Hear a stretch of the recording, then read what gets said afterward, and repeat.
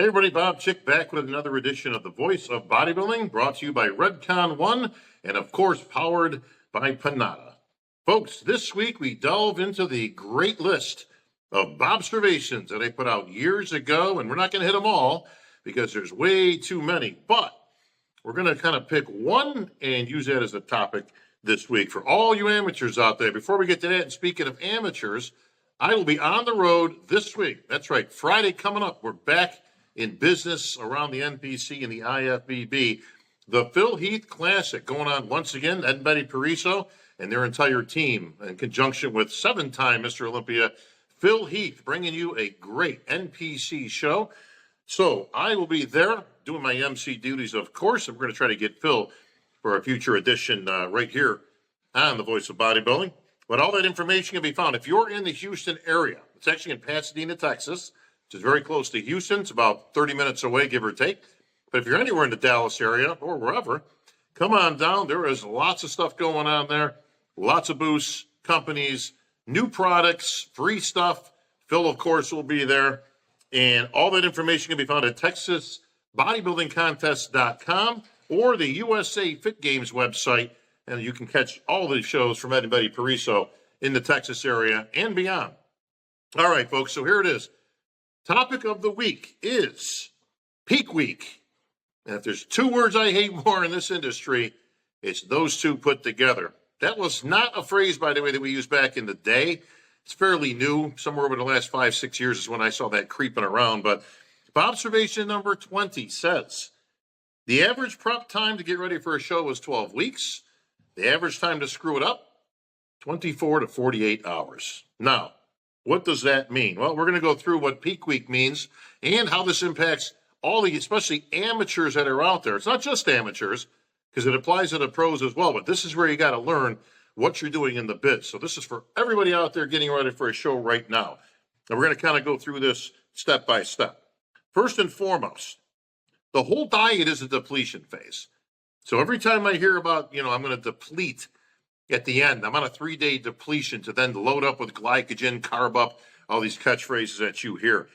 This is a huge mistake. The entire process is a depletion phase. That's why you go from, pick a weight, 225 down to 178.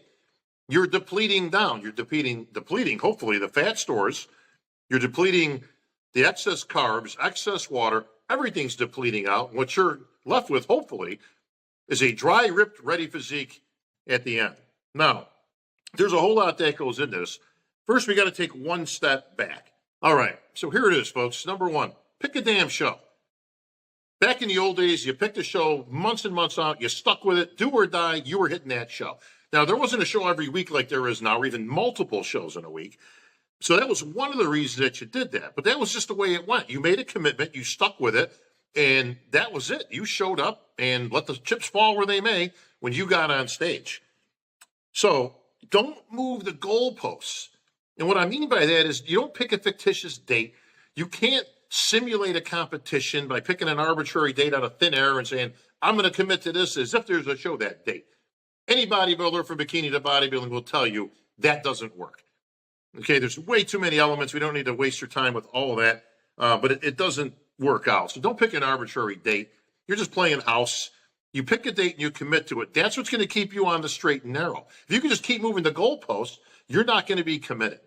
And if you're not committed, you're never really going to know what you could have looked like because there's always an excuse there. All right? So, number one, pick a damn show and go with it. 2, start at a reasonable weight to get ready and prepare for a pre-contest diet. I see all these crazy, I'm on a 26-week prep. You're not on a 26-week prep. Nobody preps for 26 weeks. It's way too long. It's about 12 weeks too long. A normal prep is between 12 and 14 weeks. That's for pretty much everybody out there. Yes, there are exceptions to the rules. But no, you're just fat, okay? We call that off-season, okay? You're not even in a position to be ready to start dieting for a show yet. You're so far out, you can't be on pre-contest and in that mind frame and committed for half a year. That is not a prep that I would consider a pre-contest preparation phase. If your trainer fails to get you ready okay, in a reasonable amount of time, meaning you get there. And I see this from a promoter standpoint all the time. Promoters are always nervous as can be because you'll get a month out of a show and you're sitting on 46 entries. And you're like, oh man, we're going to get our butt handed to us on this show. We ain't got nobody in the show. And then everybody piles in the last 2-3 weeks. Now, that's not something that used to happen years ago. What's the difference? Well, trainers will tell you, we're going to get you ready. And if you're not ready, we'll just go into the next show. Again, something we couldn't do years ago, but this is a crutch. If you've got that in your holster, okay, of things to do, if we're not ready, it's like, no, you get ready. And if your coach, prep guru, whatever you want to call them, can't get you ready in a reasonable amount of time, then they don't know what they're doing. Then this is not the right prep coach for you. It's not hit or miss. Any good prep coach worth their salt will get you ready. Again, let's just say you got 30 pounds to lose or 35 or something that's not crazy, and you can't get ready in 12 weeks. They don't have the knowledge to get you there, or they're just hit and missing. You're just throwing darts, hoping that you get the target at some point. The late fee, all that stuff, it's not a deterrent. Again, we've charged late fees. I've charged late fees in shows I've produced and put on. It's not a deterrent. People will pay the extra $100, but they will wait literally until game day to decide whether they're ready or not. First of all, as an amateur, you're not going to be perfect. Even pros aren't perfect. Everybody's got something to work on. So if you're waiting for the absolute most perfect physique that you could possibly get and hit 100% in your opinion on game day, I'm here to tell you, you're probably not going to be competing a whole lot. The idea is to get in there and learn from the process, getting on stage, competing with the other athletes, seeing where you place and how you stack up, and then learning from the experience of what do I have to improve on. And you can do that in two simple ways after the show. Your placing is certainly indicative of somewhat of what you look like, right? Now, that's dependent on a lot of things, including the guys that are standing next to you or girls. Two is pictures and video. They're invaluable. Get all the pictures and video that you can possibly get, because this is how you're going to make assessments. Why did I take fourth? What did this guy have that I didn't have? Why did this girl beat me here? Why did I beat the other people that are behind me? And that's a great training tool for your next competition. All right. Cardio should never, ever exceed 2 hours a day. Now, I'm not talking about 2 hours in a row. That's way overkill. I'm talking about 2 sessions, an hour in the morning and an hour in the evening, maximum. That's max. That means you're well into the dieting process. And this is what you've got to work with. Okay?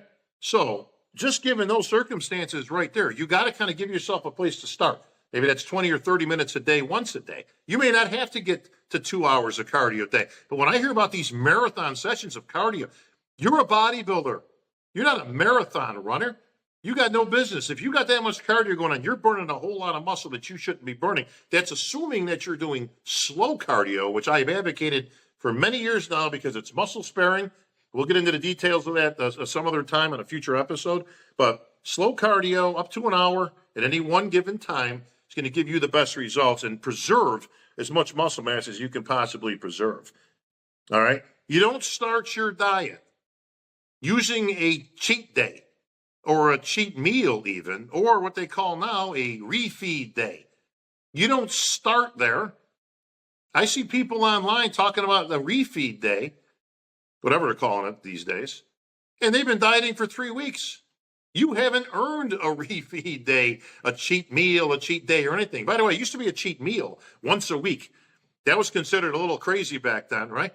Kind of got your fill. You had some of mom's sauce or a pizza or whatever, right? And then you got right back to specs. No, then it turned into a cheat day. And now I see these things are routinely put into preparation phase. You're not even there yet. There's a very specific reason for a cheat meal or a cheat day, even if you should be at that point. And that's you're way down the road, getting closer to the show, and you got to kind of kickstart your body because your body's kind of gotten used to the low calories, the low carbohydrates, the low fats.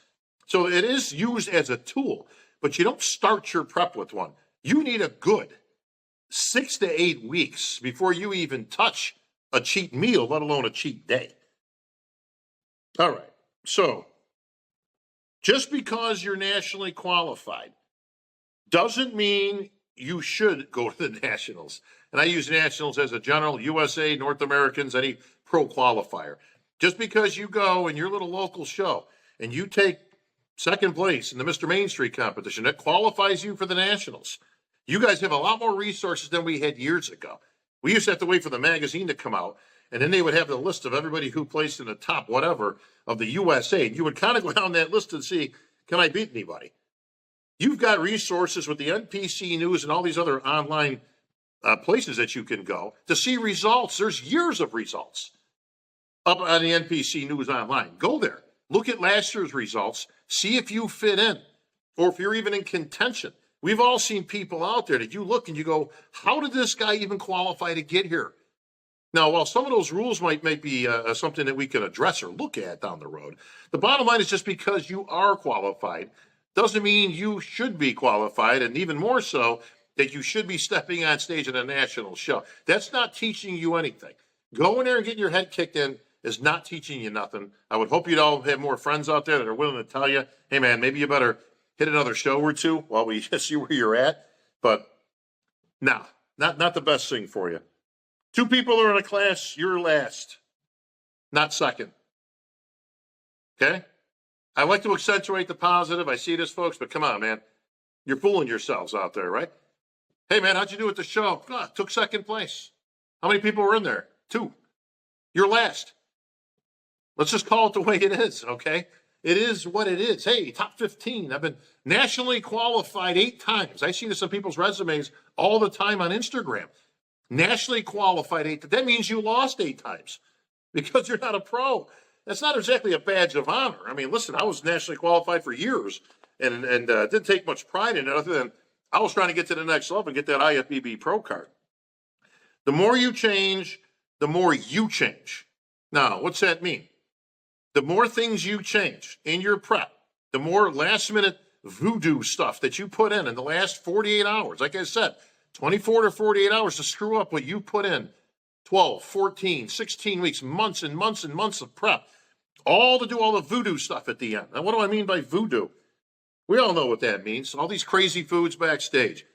You deplete. Then you deplete more, right? You're going to do a depletion phase. And then you're going to put all these magical foods in there. They're going to carb you up and pump you up like a balloon. And you'll be out there ripped and hard and ready. And guess what? It doesn't work. And you know why it doesn't work? Because you shouldn't be eating foods that you haven't been eating for the last 3 months. It will mess your body up big time. Don't eat anything backstage. Now, I'm not saying this because people make a mess and they got to clean it up. I'm telling you, there's nothing you can do backstage short of getting a little bit of pump with the bands. The chocolate, the wine, the rice cakes with peanut butter, all these magical things I see backstage. You know what all that's doing at that point? Screwing you up. Nothing works that quick with your body, number one. Anything you're eating then is going to take hours to get into the system, digested, get to where it's got to go, and make any real difference in what your physique's looking like. Now, it can smooth you over in minutes because your blood sugar is going to drop. Don't eat sugar stuff backstage. All these M&Ms or Snickers bar or things. No, this is messing you up. There's nothing you can put in your mouth backstage that's going to make any positive difference on stage. Remember that. Don't go for the quick voodoo stuff, okay? When you cut your water, think about this. Most people have cut water by that point, right? Trying to dry out, that whole thing. And you start eating some food. Guess where it's going to go? Right here. You see people backstage or on stage and they kind of got that high stomach thing going on there. You know why that is? Because that's where all the food is, because you cut your water. Water is a transport system. It moves stuff from A to B.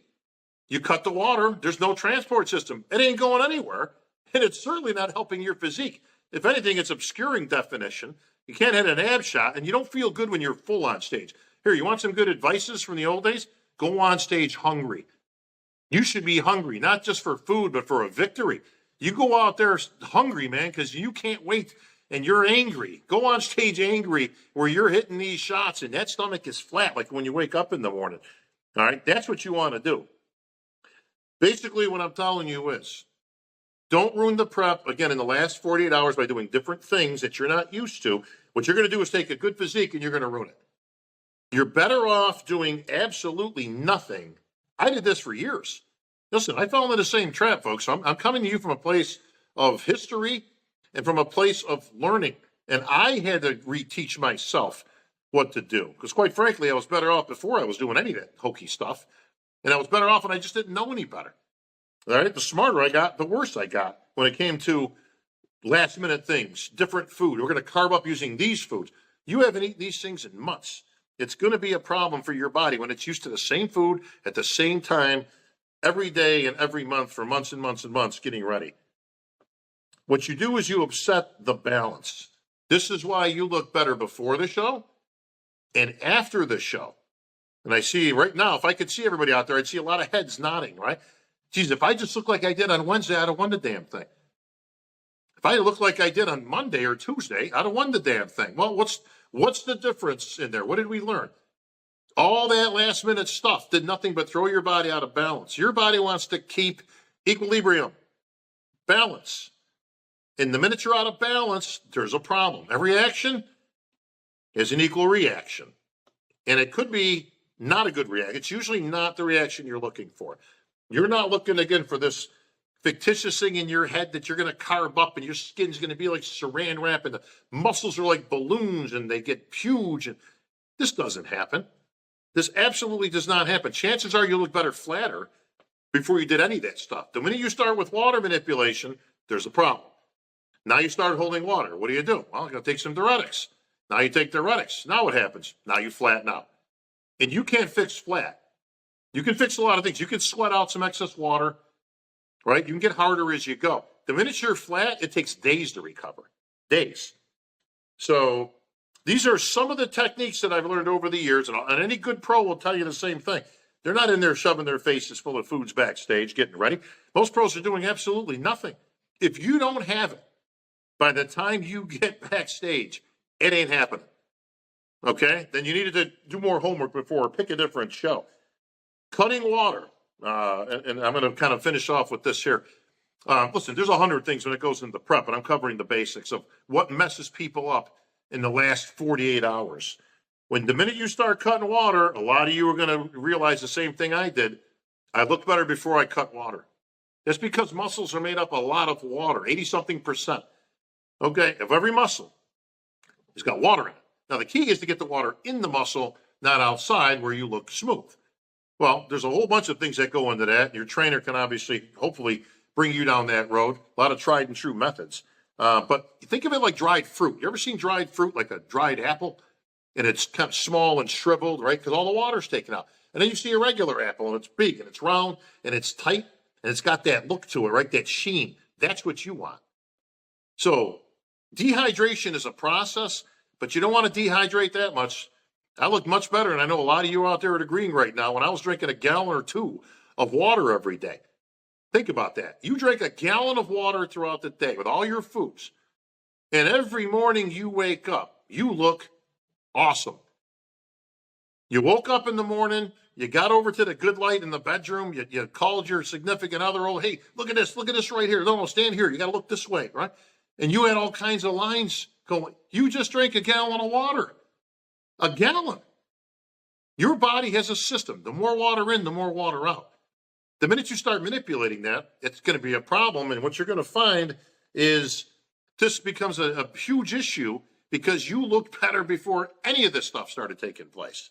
So, last thing on the menu, don't try anything new before the show. And I hear this all the way to the Olympia level. Hey, man, what happened? You fell a little short at the Olympia. We were all expecting you to be in the top 5. Well, yeah, me and my trainer decided